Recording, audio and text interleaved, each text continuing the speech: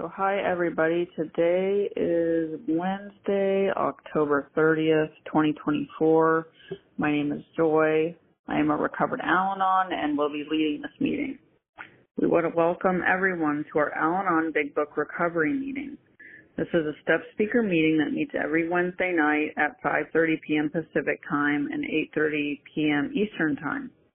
We will study the 12 steps by using the precise instructions out of the Big Book of Alcoholics Anonymous as they relate to us as Al-Anons. Let's get our meeting started. This is the original AA preamble written by the AA Grapevine describing the fellowship in 1940. We study the preamble with an open mind and an open heart to consider how it applies to Al-Anon. This helps us to stay focused on the message of recovery the pioneers intended while observing the traditions and actions. Through the actions taken based on the instructions of the basic text, we comprehend what the pioneers meant when they described the membership of AA, which is that they worked a program of recovery and they no longer drank. And in our case, we no longer obsessed over the alcoholic. Through continuous action and study of these principles, the understanding of the value of the original preamble reveals itself. We ask for your humble consideration of our sincere admiration of the pioneers of Alcoholics Anonymous. The simple hope is that we of Al-Anon will grow into the same clarity and unity that birthed the original 12-step fellowship, because without them, after all, none of us would be here. And I'm going to read the original AA preamble. We are gathered here because we are faced with the fact that we are powerless over alcohol and unable to do anything about it without the help of a power greater than ourselves. We feel that each person's religious views, if any, are his own affair. The simple purpose of the program of Alcoholics Anonymous is to show that what may be done to enlist the aid of a power greater than ourselves, regardless of what our individual conception of that power may be. In order to form a habit of depending upon or referring all we do to that power, we must at first apply ourselves with some diligence. By often repeating these acts, they become habitual, and the help rendered becomes natural to us. We have come to know that as alcoholics, we suffer from a serious disease for which medicine has no cure. Our condition may be the result of an allergy which makes us different from other people. It has never been permanently cured by any treatment with which we are familiar. The only relief we have to offer is absolute abstinence, the second meaning of AA. There are no dues or fees. The only requirement for membership is a desire to stop drinking.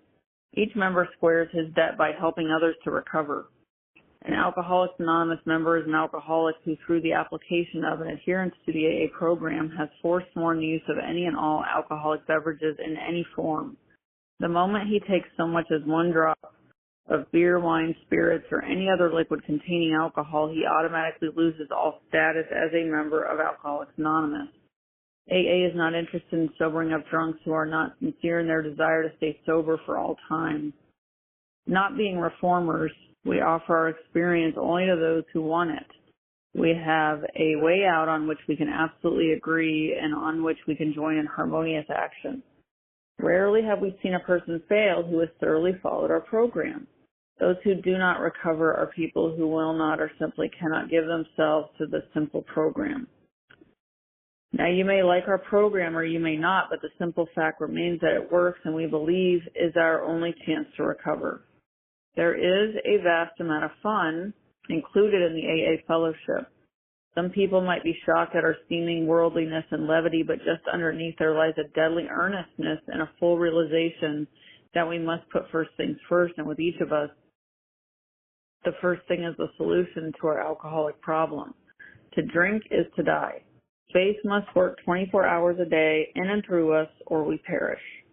In order to set our tone for this meeting, I ask that we bow our heads in a few moments of silent prayer meditation, followed by the Serenity Prayer.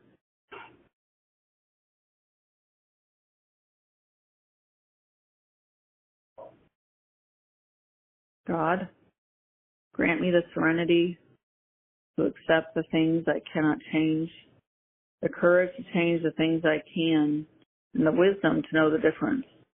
Thy will, not mine, be done.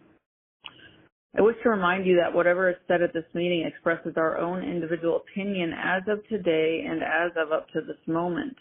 We do not speak for AA as a whole, and you are free to agree or disagree as you see fit. In fact, it is suggested that you pay no attention to anything which might not be reconciled with what is in the AA Big Book. If you don't have a book, it is time you bought one. Read it, study it, live with it. Follow the directions in it and learn what it means to be an AA. And that's the end of the preamble. A sponsor is anyone who has had a psychic change as a result of working the steps and has the willingness to work with others. For those looking for a sponsor to guide them through the steps, please stay tuned and have your pens ready to record phone numbers immediately after the meeting. Each Al-Anon group ought to be a spiritual entity having but one primary purpose, that of carrying the message to the Al-Anon who still suffers.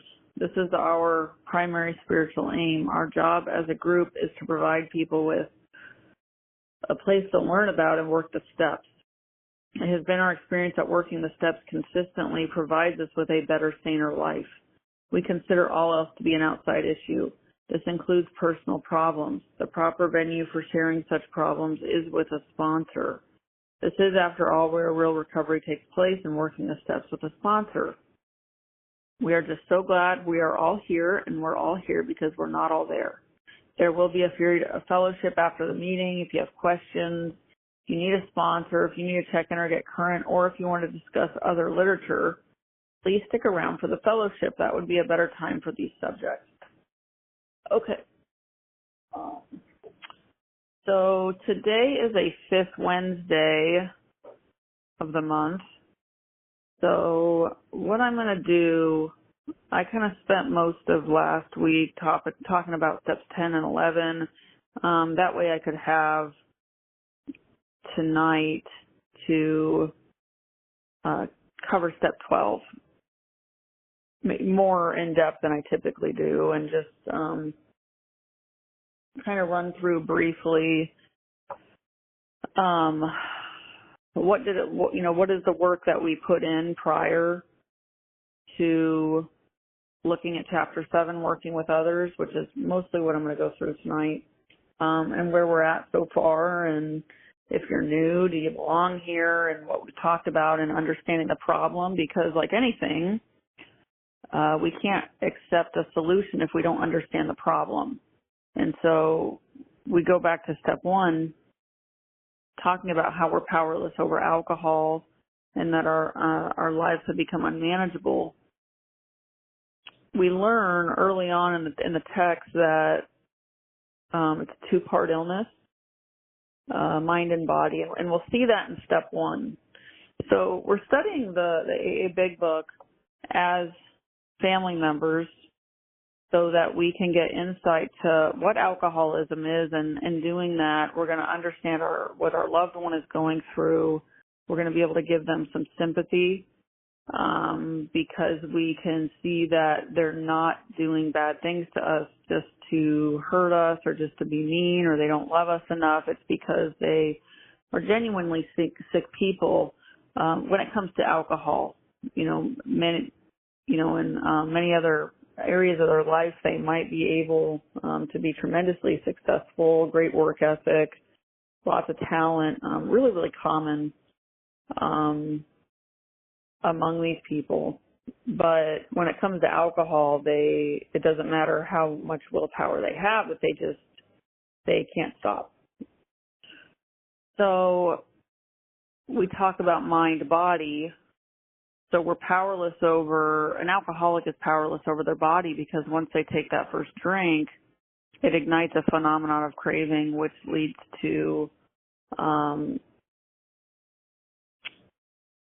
wanting the second drink more than the first, and the third more than the second, and so on and so on. And basically they can't tell you when they're going to stop. They can't control it. And then the second part of step 1 refers to the unmanageability of the mind. Unmanageability doesn't have anything to do with the consequences, because we all come here with different consequences. Maybe some of us have an active alcoholic in our life. Maybe some of us don't. Maybe some of us haven't had an alcoholic in our life for a really long time. So that's not what qualifies us to be here. Anybody can be a member of Al-Anon who, if they believe that there's a problem of alcoholism within the family or a loved one. But the steps were meant for a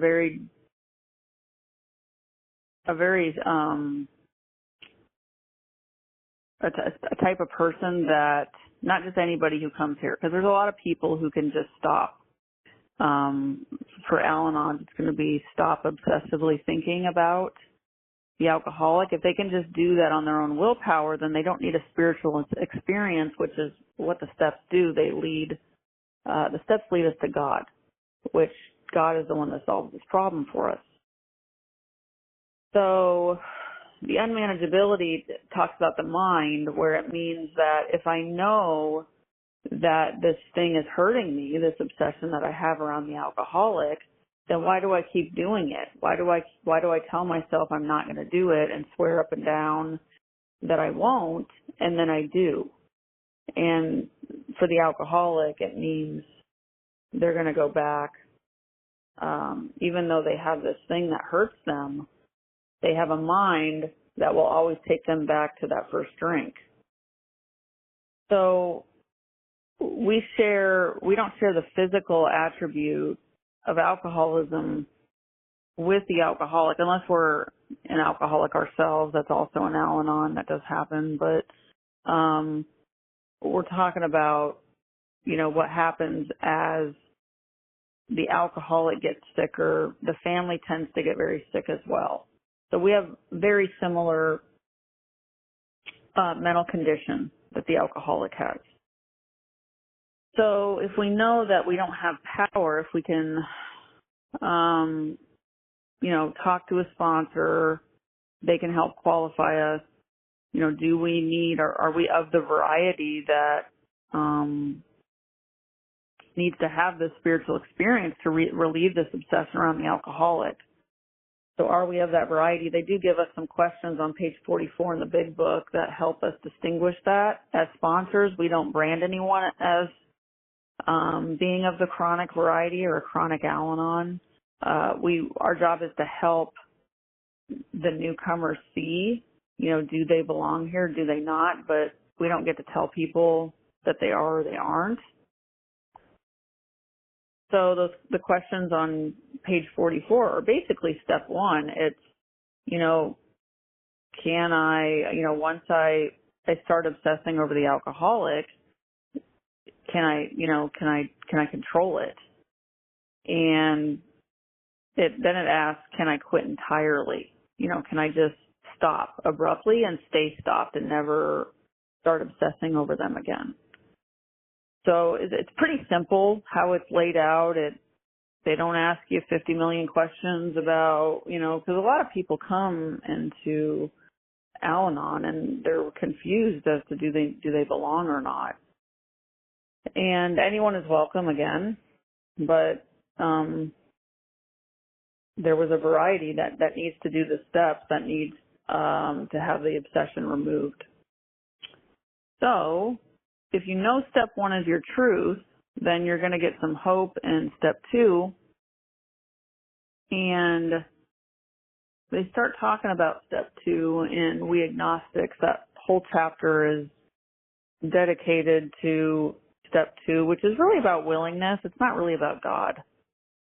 And they talk a lot in that chapter about prejudice and about old ideas, and basically we all come from all walks of life, and some of us come as believers, agnostics, atheists, and it was said at least half of the original fellowship came in as agnostic. And so it's really common that a lot of people have the God stuff stuck sideways. So that chapter really helps us kind of see we don't have to have all this figured out. Are we beaten enough into reasonableness from our illness that we're willing to be open to a different idea? Because, and we should have a sponsor that can explain the problem pretty well.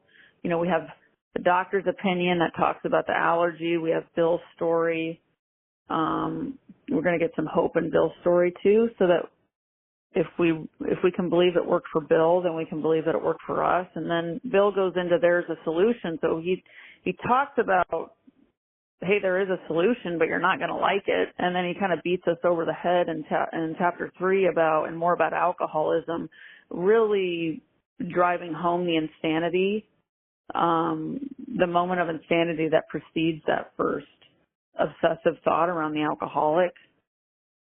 So if we get really beat up through step 1, then this higher power stuff isn't really that hard.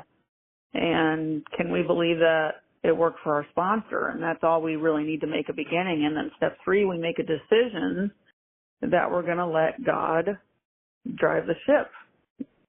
And in step 4, we're going to start doing some inventory and actually physically doing some work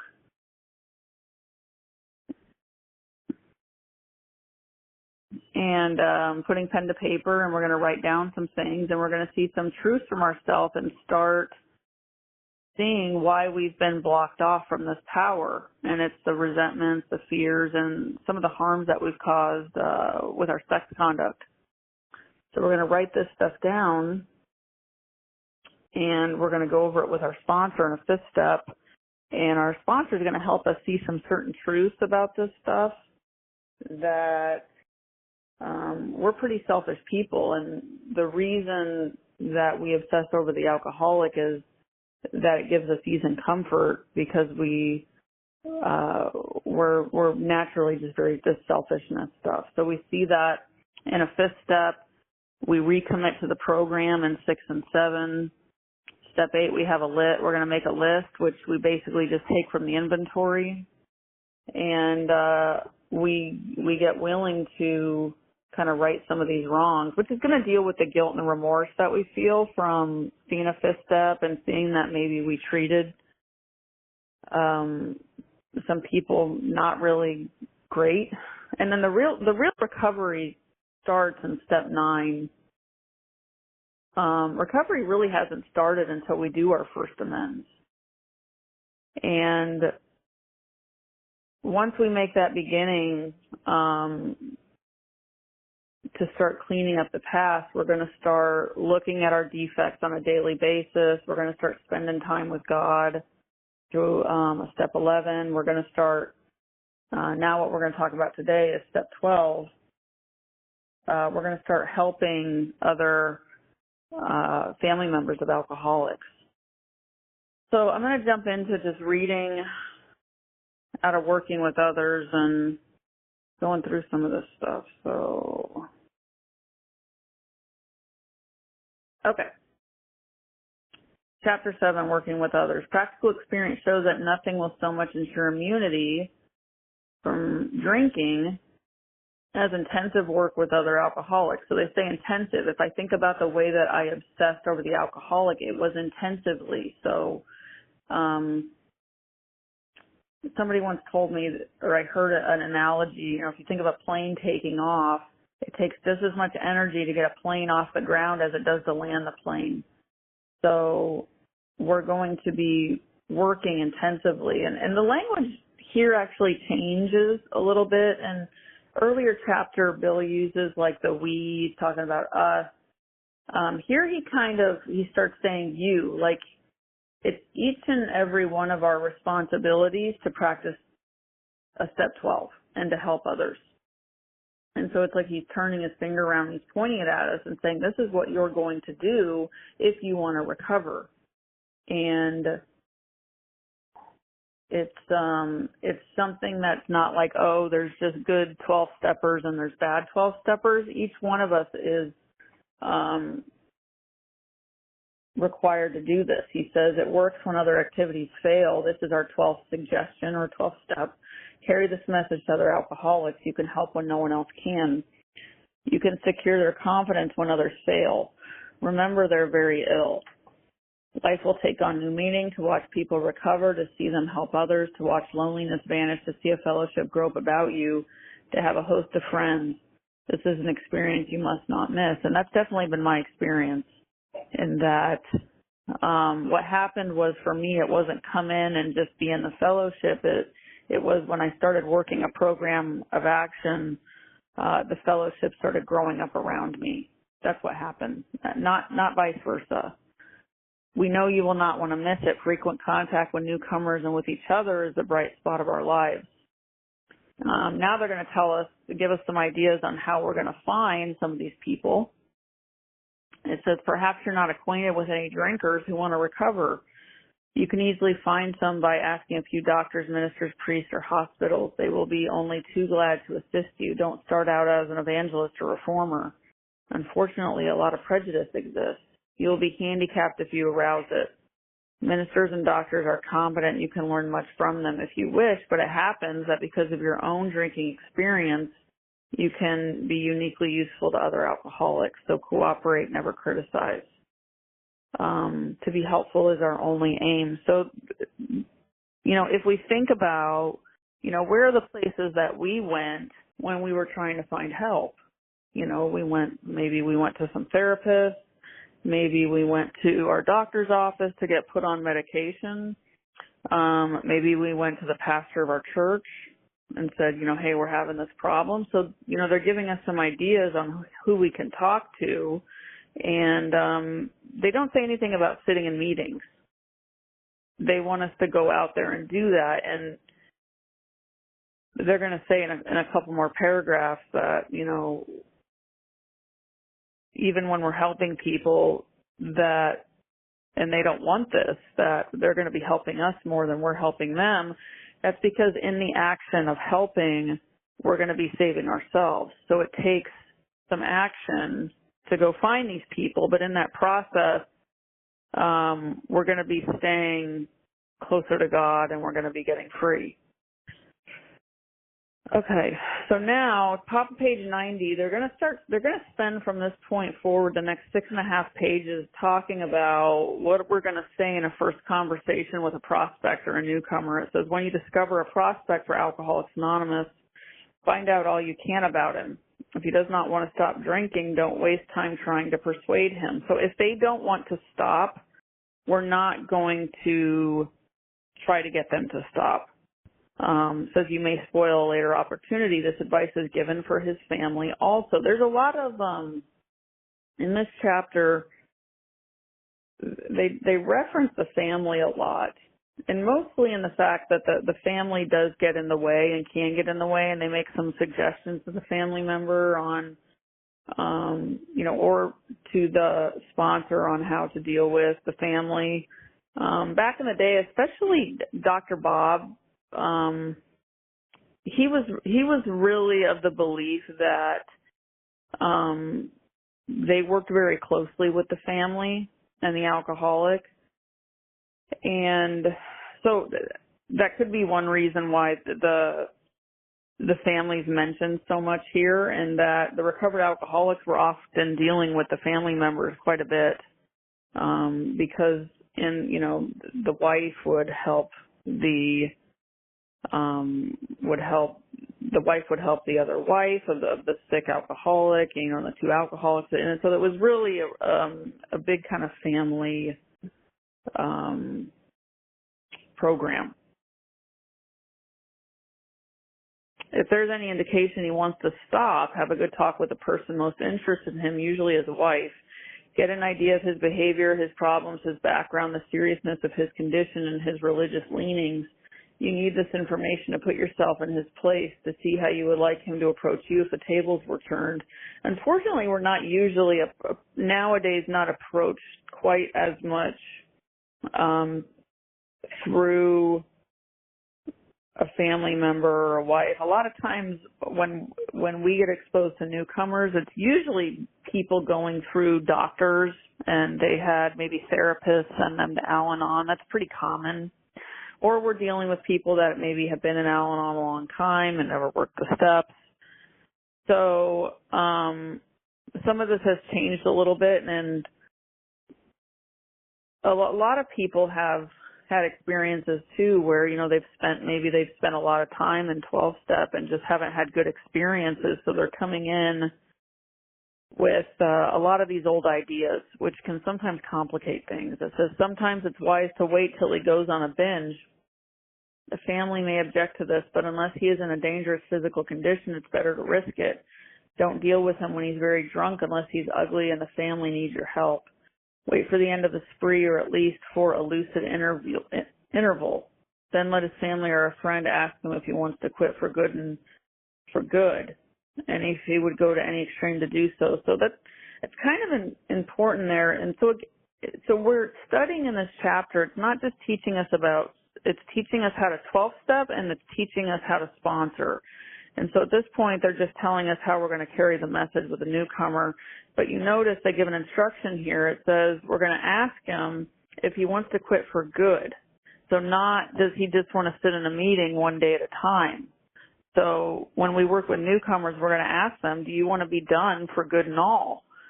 If they don't, then, they're probably not quite ready for the program. But we work our programs one day at a time once we decide to start the program. But in the beginning, if we want to do it, we want to be done for good and all. If he says yes, then his attention, here's another instruction. If he says yes, then his attention should be drawn to you as a person who has recovered. So they're telling me that my job is to introduce myself to the newcomer as a person who has recovered, not in recovery, not constantly recovering, that I am, a recovered sponsor. You should be described to him as one of a fellowship who, as part of their own recovery, tries to help others and who will be glad to talk to him if he cares to see you. If he does not want to see you, never force yourself upon him. Neither should the family hysterically plead with him to do anything, nor should they tell him much about you. They should wait for the end of his next drinking bout. You might place this book where he can see it in the interval. So they're giving some instruction for the family, which is basically stay out of it. And he references giving them the book. And if you think about what was happening back then, and they had three major groups out of Akron, Cleveland, and New York, and say they were shipping this book, somebody in Texas, just received this book. The book gave a lot of information back then because there was no meetings. There was no huge fellowship with meetings on every corner, and so they would give people the book so that they could read the stories in the back, and they could read Bill's story, and they could get some hope from that, because there just weren't, the program was not big. The fellowship was not big at the time. And so they're referencing here about family member setting the book there, again, might not be as common nowadays, but, and it goes on to say, no specific rule can be given. The family must decide these things, but urge them not to be over anxious, for that might spoil matters. Usually the family should not try to tell your story. When possible, avoid meeting a man through his family. Approach through a doctor or an institution is a better bet. If your man needs hospitalization, he should have it, but not forcibly unless he is violent. Let the doctor, if you will, tell him he has something in the way of a solution. So, there's nothing worse than somebody trying to 12-step an alcoholic, and then the family is sitting there. Like the guy, an alcoholic isn't going to be honest with another alcoholic with the family there. So, we need to stay out of these things. Let me see if I'm going to make it through all this. Hold on.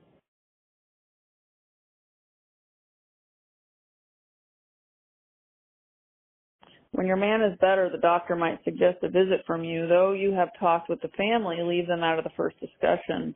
Under these conditions, your prospect will see he's under no pressure. He will feel he can deal with you without being nagged by his family. Call on him while he is still jittery. He may be more receptive when depressed. So, and that's why the sense of timing is really important. So, as family members, if you have a loved one that's struggling with an alcoholic problem, We're going to want all these things to happen on our time, and we want the alcoholic to get better, but there's really a good sense of timing on when they need to recover, which is they need to be kind of in this despair and hopelessness. And a lot of times that doesn't happen until they're coming off of a binge. And so the timing is imperative, even though we might not like it as family members. That's why it's encouraged that we have read the previous pages up to this point and that we've had a spiritual experience as well, is so that we know how to stay out of this and let God work. Okay. So they're going to get into how we're going to talk to this person, to a newcomer prospect. And it says, see your man alone if possible. At first engage in general conversation. After a while, turn the talk to some phase of drinking. Tell him enough about your drinking habits, symptoms, and experiences to encourage him to speak of himself. If he wishes to talk, let him do so. You will thus get a better idea of how you ought to proceed. If he's not communicative, give him a sketch of your drinking career up to the time you quit, but say nothing for the moment of how that was accomplished. So when we're working with a newcomer, we're not going to jump into the spiritual aspect of the program. What they're talking about here is talking about alcoholism. And for family members, we're going to talk about, what does the obsession around the alcoholic look like for us? Because through their experience and what Bill found out very early on, and even if you look back to Bill's story when he was 12-stepped by Evie Thatcher, Evie was like the worst drunk ever, and Bill could not believe that he was sober. But as soon as Evie said, I got religion, Bill was instantly turned off. And Bill had to learn, too, when he was early in recovery, that he couldn't just go up to people and tell them, hey, if you want to stop, you got religion. You need to get religion, because it didn't work. He went back to Dr. Silkworth to say, hey, I'm not finding anybody that is going to do this. And Dr. Silkworth says, why don't you just tell him, tell him about alcoholism, tell him about the allergy, and talk about that stuff. Don't talk about the spiritual aspect. So we're going to talk about, what does step one look like? When he sees you know all about the drinking game, commence to describe yourself as an alcoholic. Tell him how baffled you were, how you finally learned that you were sick. Give him an account of the struggles you made to stop. Show him the mental twist which leads to the first drink of a spree. We suggest you do this as we have done it in the chapter on alcoholism. So they reference chapter 3 here, which is actually throughout the book one of the most referenced chapters that they tell you to go back and read again, because it talks about that the insanity before the first drink, what happens in the mind. And so we're going to describe ourselves as an alcoholic or as an Al-Anon family member, but we're not going to tell them that they are. It says so now they're going to give us another instruction here. It says, if you are satisfied that he is a real alcoholic, begin to dwell on the hopeless feature of the malady. So that's saying, me as a sponsor, I need to be convinced that this person is a real, we'll say Al-Anonic, the type that cannot stop obsessing over the alcoholic, that I need to be convinced. I don't want to brand them as one, as being chronic. They do that themselves, but in order for me to work with somebody, I need to be convinced. That means I need to qualify them. Show him from your own experience how the queer mental condition surrounding the first drink prevents normal functioning of the willpower. Don't, at this stage, refer to this book unless he has seen it and wishes to discuss it. And be careful not to brand him as an alcoholic. Let him draw his own conclusion. Okay. So now, once we have them hooked through our experience and knowledge, so our experience, that's our stories, and knowledge, that's our understanding of step one. It says, I'm on page 93. It says, let him ask you that question if you will. Tell him exactly what happened to you. Express the spiritual feature freely. If the man be agnostic or atheist, make it emphatic that he does not have to agree with your conception of God. He can choose any conception he likes, provided it makes sense to him. The main thing is that he be willing to believe in a power greater than himself and that he live by spiritual principles.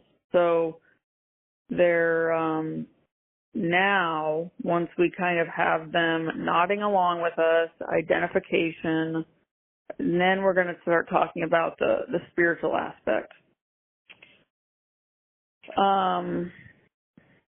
They're going to spend the next couple paragraphs on page 93 telling us to really not get involved in things that we might not understand as far as religion goes and using certain terms, because it might turn people off, especially people that have a great deal of education or religious training. So what we are going to tell them, though, it says he may be an example of the truth that faith alone is insufficient to be vital. Faith must be accompanied by self-sacrifice and unselfish constructive action. Let him see that you are not there to instruct him in religion. So there's a lot of people that come into our programs who are maybe associated with the church, priests, pastors, those types of things. And it's not the believing in God that's the question. It's teaching them, how do you apply that faith to this problem that we have, and let God work on this problem in your life.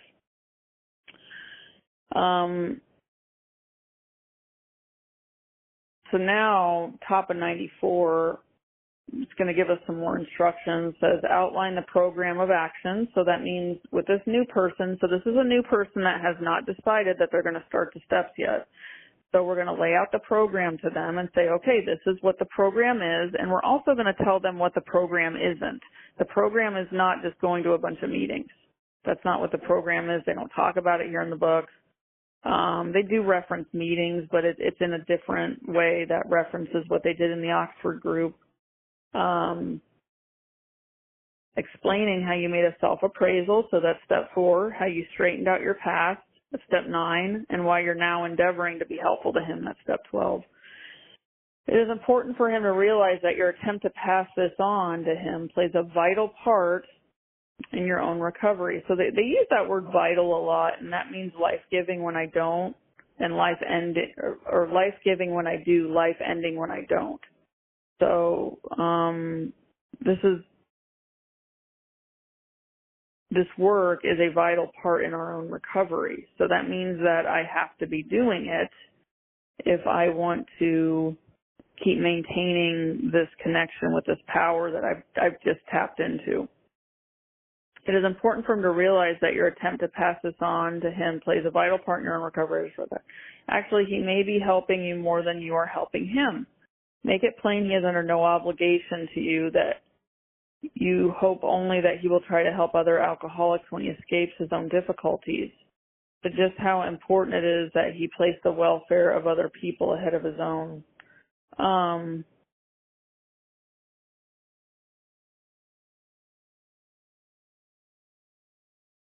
Maybe you have disturbed him about the question of alcoholism. This is all to the good. The more hopeless he feels, the better. He will be more likely to follow your suggestions. So, we don't talk anybody into this program or try to, all we can do is present it to them in a way that, this is what it is. This is what it isn't. If you don't want to do it, it's okay. We're not here to pressure people or to kind of, our job is to really be honest with people and tell them, hey, if this is the problem that you have, that this is the way that I recovered and that I don't have that problem anymore. It says your candidate may give reasons why he need not follow all the program. He may rebel at the thought of a drastic house cleaning, which requires discussion with other people, and do not contradict such views. On your first visit, tell him about the Fellowship of Alcoholics Anonymous. If he shows interest, lend him your copy of this book. So again, referencing lending them copies of the book, thinking back into the time when there just weren't a lot of sponsors around. Okay.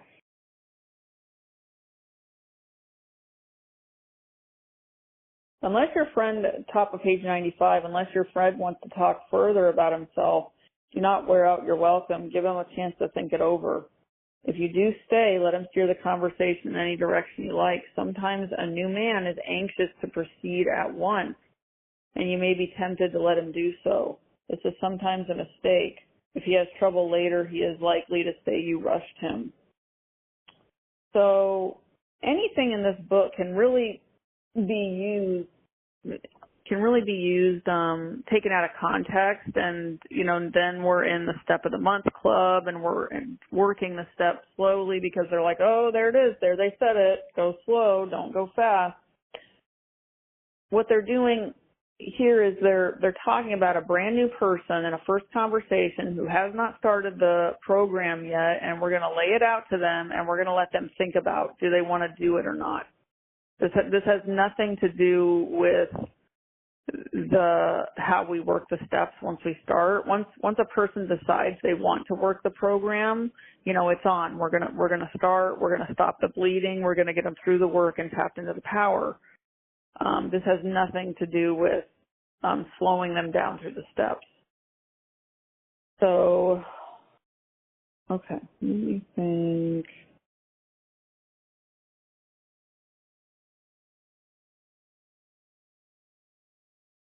The top of 96, do not be discouraged if your prospect does not respond at once. Search out another alcoholic and try again. You are sure to find someone desperate enough to accept with eagerness what you offer. We find it a waste of time to keep chasing a man who cannot or will not work with you. If you leave such a person alone, you may soon become convinced that he cannot recover by himself. To spend too much time on any one situation is to deny some other alcoholic an opportunity to live and be happy. One of our fellowship failed entirely with his first half dozen prospects. So we don't waste time chasing people down that don't want this. Back when the book was written, they didn't love people into sobriety. They actually encouraged them to go drink if they weren't convinced that they needed the program. They didn't say keep coming back or keep sitting in meetings. They said go out there and drink some more until you don't want to do it anymore. And with family members, we kind of do the same. If they still want to obsess over the alcoholic or they think that they can control and manage them, we encourage them to go try that some more. Because who knows, maybe it'll work. Maybe they can just stop doing it on their own. Maybe, it'll be the right situation. But because they need to know in their heart of heart that they have exhausted every human aid option before the program will work. And we don't get to spend a lot of time on these people because we could be working on somebody else that really wants the program. Okay, so now they've spent all this time talking about first conversation. Now middle of 96, they're going to start getting into second conversation. So suppose you are now making your second visit to a man. He has read this volume and says he is prepared to go through with the 12 steps of the program of recovery. Having had the experience yourself, you can give him much practical advice. Let him know you're available if he wishes to make a decision and tell his story. So that's step 3. That's referencing a 4th step. But do not insist upon it if he prefers to consult someone else. Sometimes newcomers will want to work with somebody else, and that's fine. Then they go through the next couple paragraphs talking about, an alcoholic that might make conditions and terms on recovery, that they have to have certain things in order to recover. And they basically tell us that that's not accurate, that little charity is needed. It says permit that and you only harm him. You will be making it possible for him to be insincere. You may be aiding in his destruction, rather his recovery. So we're not going to help people if they don't mean business.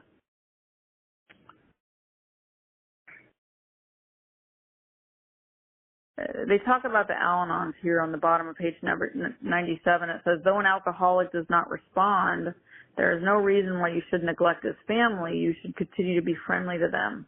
The family should be offered your way of life. Should they accept and practice spiritual principles, there is a much better chance that the head of the family will recover, and even though he continues to drink, the family will find life more bearable. And so, again, the book was written prior to the Al-Anon family groups forming in the early 50s. The book was published in 39.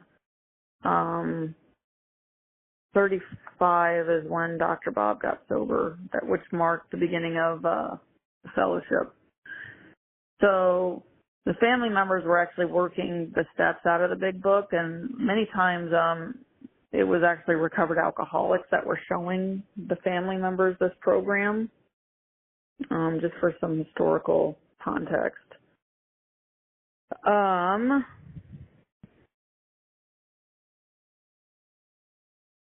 Let me see how much time I've got, like 10 minutes left.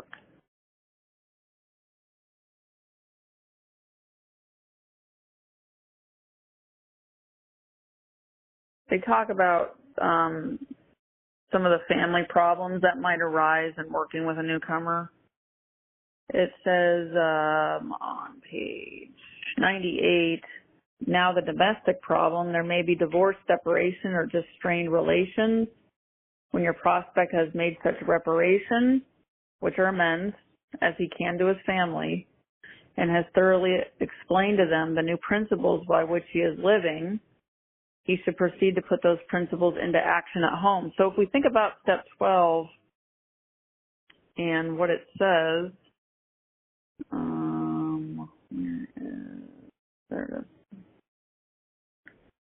So step 12 says, having had a spiritual awakening. So we can kind of break step 12 as it's written down into 3 parts. It says, having had a spiritual awakening as a result of these steps, that's a period. So spiritual awakening means that once my perspective has started to change around the alcoholic, that's when it's time for me to start working on step 12. It says, we try to carry this message to alcoholics, or for us to others or family members, period. So we're going to try to carry this message. It does not mean we're successful all the time, but we're going to try. And it says, and to practice these principles in all our affairs. So that would include at home. So one of the hardest places for us to practice these principles is at home. Because, oh man, I just lost my page. Hold on. 96.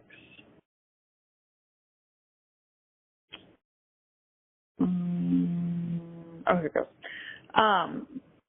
The home is difficult because we can go to a meeting and, we can be talking to newcomers and, people like what we have to say and, we're feeling good about ourselves at a meeting, and then we go home and then our family is just like complaining to us and driving us up a wall. So it's not just about working the program, when it's easy while we're in meetings. We're going to carry this program into our homes and practice it, where it's hard. It says, that is, if he is lucky enough to have a home. Though his family be at fault in many respects, he should not be concerned about that. He should concentrate on his own spiritual demonstration. Argument and fact and fault finding are to be avoided like the plague. In many homes, this is a difficult thing to do, but it must be done if any results are to be expected. If persisted in for a few months, the effect on a man's family is sure to be great. The most incompatible people discover they have a basis upon which they can meet. So it says if persisted in for a few months. So that means if they're carrying the message in their home, this is happening pretty quickly. that they're carrying the message with their families, that in a few months they should not notice some progress. It says little by little the family may see their own defects and admit them. These can then be discussed in an atmosphere of helpfulness and friendliness. After they have seen tangible results, the family will perhaps want to go along. These things will come to pass naturally and in good time, provided, however, the alcoholic continues to demonstrate that he can be sober, considerate, and helpful regardless of what anyone says or does. Of course, we all fall much below this standard many times, but we must try to repair the damage immediately lest we pay the penalty by a spree. So the referencing of step 10 there, that we're not going to be perfect, we're going to mess up, we're going to see these defects, work a step 10, make an amends necessary, talk to our sponsors, and keep this stuff cleaned up. Because if we don't and we let resentment build, then for the alcoholic, resentment's it can be very deadly for them. So it says if there be divorce or separation, there should be no undue haste for the couple to get together. The man should be sure of his recovery. The wife should fully understand his new way of life. So that's another thing is, sometimes we'll talk to newcomers and they really kind of want to hide that they're in recovery from the people closest to them, maybe their loved ones, and they've referenced it already a couple times that the family needs to understand this new way of life. So we don't get to hide that we're in program, and if we're afraid to talk to them about it, we have to work on that and know that, fear comes down to not trusting God. We'll work on that with our sponsor, but we need to be honest with our families about this. It says, let no alcoholic say he cannot recover unless he has his family back. This just isn't so. In some cases, the wife will never come back for one reason or another. Remind the prospect that his recovery is not dependent upon people. So that's another thing with Al-Anon, is that whether somebody stays with the alcoholic or not is a complete outside issue. The group has no opinion on that either way. Now, every individual circumstance is going to be different. Some circumstances might be that it's better that separation occurs, and maybe some not. But that's between a person, sponsor, and God, not the fellowship and not the group. It is dependent upon his relationship with God. We have seen men get well whose families have not returned at all. We have seen others slip when the family came back too soon. Now they're going to give us some promises, some 12-step promises that says, page 100, both you and the new man must walk day by day in the path of spiritual progress. If you persist, remarkable things will happen. When we look back, we realize that the things which came to us when we put ourselves in God's hands were better than anything we could have planned. Follow the dictates of a higher power, and you will presently live in a new and wonderful world, no matter what your present circumstances. So some really beautiful promises, and it's saying, we're going to work, walk shoulder to shoulder with these people, and there's no hierarchy and like how sponsorship works, and nobody's better than anybody else. We're all kind of learning through this process too, and as we sponsor people, we're learning with them at the same time, and that when we do this, that we're gonna realize that seeing people change and seeing their lives change and seeing families reunite, that's really why we do this, is that it's a beautiful thing to see. And we don't just get those things from just kind of sitting and, just showing up. We actually have to work the steps. If we want 12-step promises, that means, that I have to work a really effective step 12, and then those promises get to occur. So,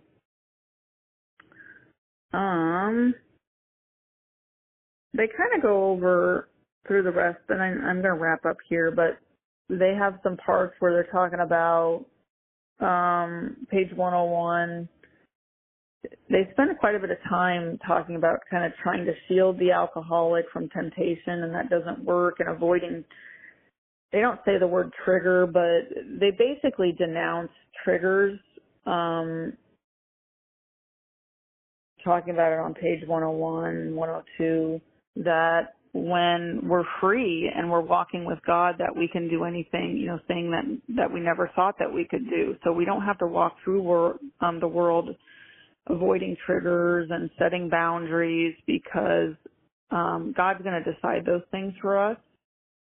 And so we don't have to have the pressure of putting up all these walls around us so that we're kind of shielding ourselves from temptation, that this power is going to figure that out. So, okay, I'm going to wrap up.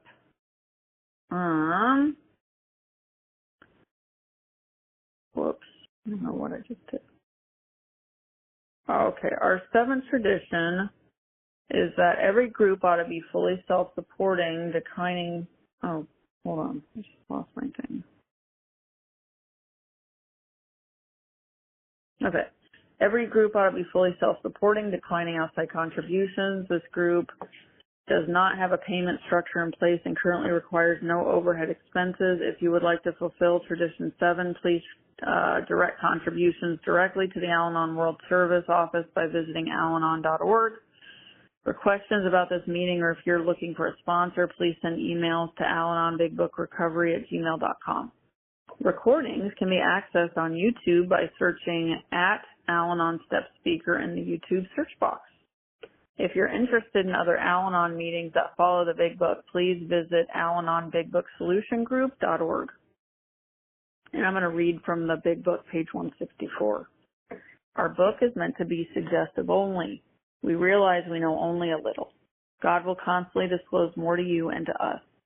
Ask him in your morning meditation what you can do each day for the man who's still sick.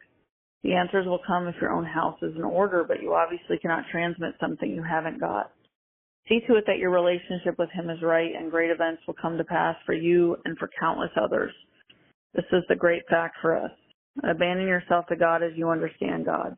Admit your faults to him and your fellows. Clear away the wreckage of your past. Give freely of what you find and join us. We shall be with you in the fellowship of the Spirit, and you will surely meet some of us as you trudge the road of happy destiny. May God bless you and keep you until then. Now let's have a moment of silence for the Al-Anon who still suffers, followed by the Lord's Prayer, or prayer of your own choosing, said in silence.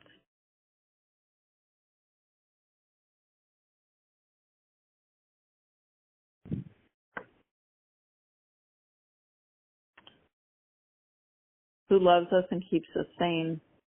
Our Father, who art in heaven, hallowed be thy name.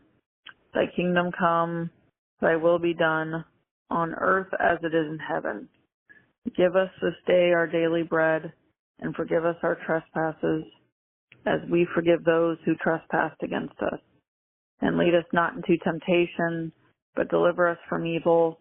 For thine is the kingdom, the power, and the glory, forever and ever. Amen.